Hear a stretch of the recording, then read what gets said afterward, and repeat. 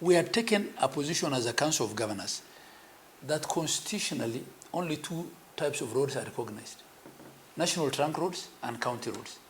So if you're going to tax Kenyans at the pump for the maintenance of roads, it's only fair that we follow the constitution and give national government its share of those maintenance funds and give counties their share.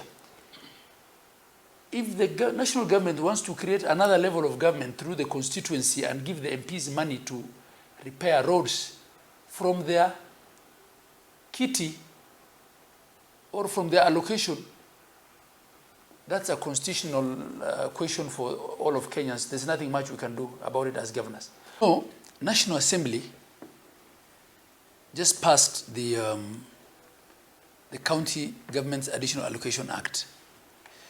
First of all, we were shocked that there were two bills that were originated by either houses, by the two houses of Parliament. Senate had originated a bill, and National Assembly originated another bill. We have been discussing this issue at Summit and at IBEC, that the year is coming to an end, and the County Additional Allocation Act has not been passed. Development partners who fund a lot of these projects, a lot of this funding in the County Additional Allocation Act are frustrated. There is, under the World Bank, a project called Kenya Informal Sector Improvement Program, KISIP. They have reduced it from 10.4 billion to 1.7 billion.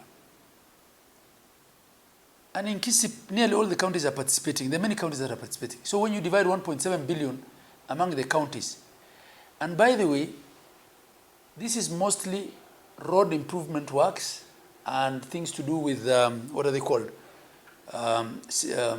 Solar street lights and pavement improvements in major informal settlements across the country, which have already been contracted. So we're asking the Senate not to accept this bill. We're asking the Senate to pass the one that we had agreed.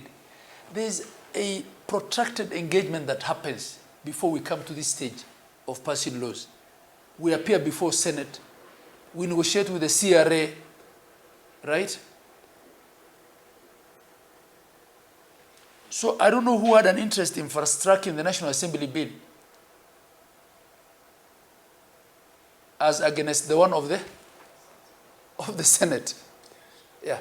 So we're asking the Senate to stand firm and pass the bill that we had agreed with them, because we appeared before the Senate. We appeared at IBEC. We discussed these things in IBEC. We agreed. You look at FLOCA, again, mostly programs that are ongoing, reduced from 4.9 billion to 2.5 billion. There's a food security resilience program under the Ministry of Agriculture, mostly in the dry lands, reduced from 2.25 for the participating counties to 905 million. A reduction of 2.25 billion to 900 million.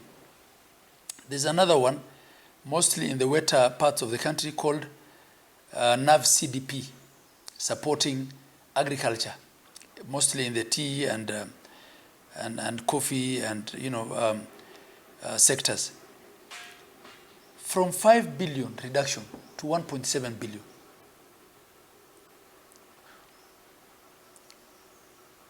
Grants in the water sector reduced from 5.7 billion to 3.4.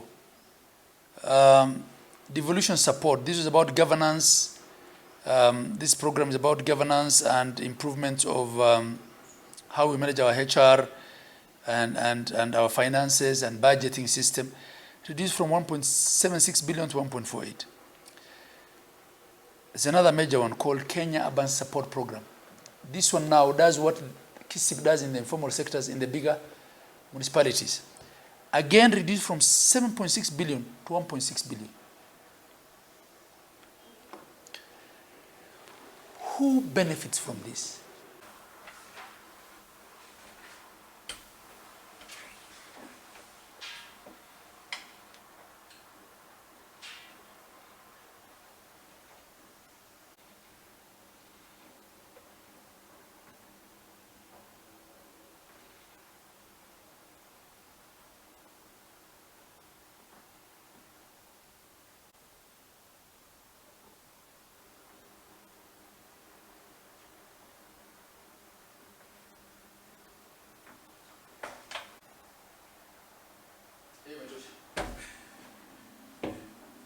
Sawa,